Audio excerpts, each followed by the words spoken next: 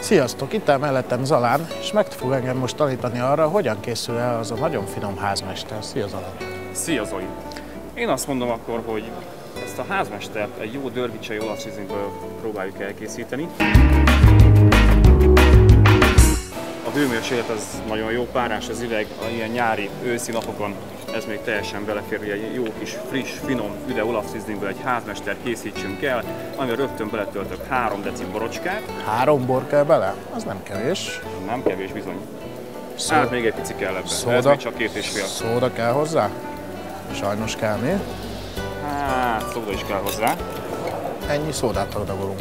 2 deciliter szódát beleteszünk, úgyhogy az első lökés az felkeverje, Ha? második is, és a maradék másfél decilitert azt pedig csak szépen rácsorgatjuk. Így. Jó. Jó, jó. És már is kész van a házmester. Hát ezt gyakorolnom kell, majd de meg fogom tanulni. Köszönöm szépen, hogy ezt megkóstolom akkor. Kedves egészséget! Egészségetekre!